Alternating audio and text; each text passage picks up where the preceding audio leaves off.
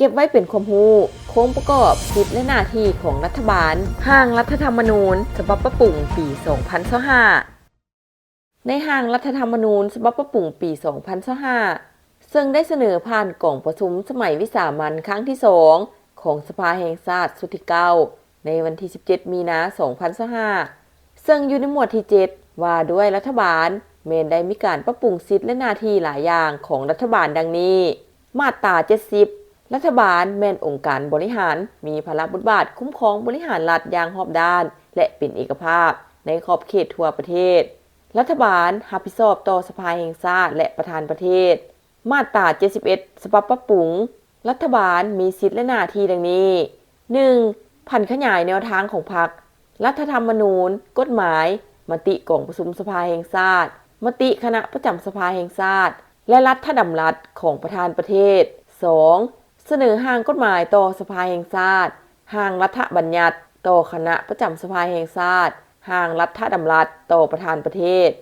3. ออกดำรัสมติเกี่ยวกับการคุ้มครองรัฐคุ้มครองเศรษฐกิจสังคมวิทยาศาสตร์เทคโนโลยีทรัพยากรธรรมชาติสิ่งแวดล้อมการป้องกันชาติป้องกันความสงบและการต่างประเทศ 4. กำหนดวิสัยทัศน์แผนยุทธศาสตร์แผนพัฒนาเศรษฐกิจสังคมและแผนงบประมาณแห่งรัฐแล้วเสนอต่อสภาแห่งชาติเพื่อพิจารณารับรอง 5. เสนอสภาแห่งชาติรับรองเอาการสร้างตั้งโหมเข้าแยกออกหรือยกเลิกกระทรวงองค์การรัฐเทียบเท่ากระทรวงนครหลวงแขวงและการกำหนดเขตแดนของนครหลวงแขวง 6. ตกลงสร้างตั้งหรือยกเลิกทบวงหรือองค์การรัฐเทียบเท่าทบวง 7. ตกลงสร้างตั้งหรือยกเลิกเมืองนครและกำหนดเขตแดนของเมืองนครภายหลังกองประชุมสภาประชาชนขั้นแขวงรับรองเอา 8. สร้างตั้งหรือยกเลิกเขตเศรษฐกิจพิเศษเขตเศรษฐกิจเฉพาะและด้านสากล 9. ชี้นำติดตามและกวดกาการเคลื่อนไหวของบรรดาข้าราชการองค์การปกครองท้องถิ่นและกำลังป้องกันชาติป้องกันความสงบ 10. ตกลงให้สัญชาติถอนสัญชาติปะสัญชาติให้สัญชาติลาวคืน 11. ตกลงให้คนต่างประเทศเป็นพลเมืองกิตติมศักดิ์ 12. ตกลงให้ลงนามพิจารณาคำร้องเข้าร่วมเป็นภาคีหรือยกเลิกสนธิสัญญาและสัญญาสากลในนามรัฐบาลแห่งสาธารณรัฐประชาธิปไตยประชาชนลาว 13. งดการปฏิบัติลบล้างหรือยกเลิกข้อตกลงคำสั่งคำแนะนำของกระทรวง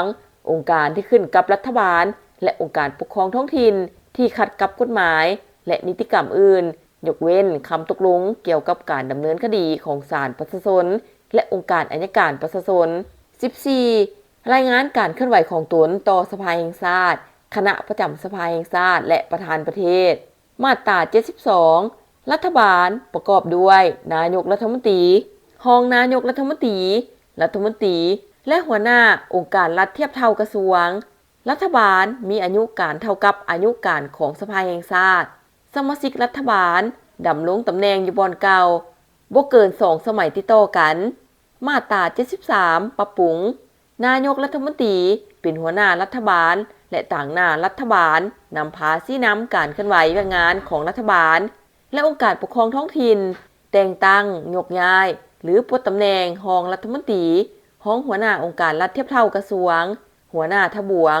รองหัวหน้าทบวงหัวหน้ากรมแต่งตั้งหรือปลดตำแหน่งประธานคณะกรรมการปกครองนครหลวงแขวงภายหลังกองประชุมสภาประชาชนขั้นแขวงรับรองเอาเสนอเลื่อนชั้นหรือปลดชั้นนายพลเลื่อนชั้นหรือปลดชั้นพันเอกของกำลังป้องกันชาติป้องกันความสงบมาตรา 74 ปรับปรุงรองนายกรัฐมนตรีช่วยนายกรัฐมนตรีในการชี้นำเรื่องงานของรัฐบาลและองค์การปกครองท้องถิ่นรับผิดชอบเรื่องงานใดหนึ่งตามการมอบหมายของนายกรัฐมนตรีมาตรา 75รองนายกรัฐมนตรีท่านใดหนึ่งเป็นผู้รักษาการแทนในเวลานายกรัฐมนตรีติดขัดรัฐมนตรีกระทรวงและหัวหน้าองค์การรัฐเทียบเท่ากระทรวงมีหน้าที่ผันขยายและจะตั้งปฏิบัติมติของประชุมสภาแห่งชาติคณะประจำสภาแห่งชาติและรัฐบาลชี้นำคุ้มครองและกวดกาการปฏิบัติเรื่องงานของแขนงการที่ตนรับผิดชอบพัวพันร่วมมือเซ็นสัญญาและอนุสัญญากับต่างประเทศตามการตกลงของรัฐบาลมาตรา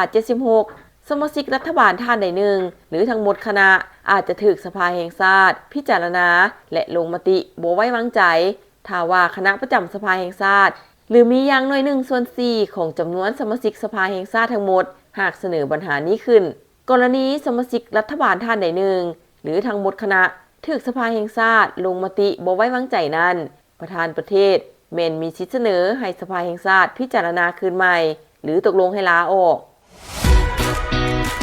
มาแล้วโครงการดินจัดสรรงามๆในตัวเมืองเขตบ้านดงนาทองเมืองสีโคตรตะบองนครหลวงเวียงจันทน์ปลูกสร้างได้เลยมีทางผ่านกลางกว้าง6เมตรสะดวกสบายจ่ายสดหรือจ่ายผ่อนได้ยาวถึง15ปี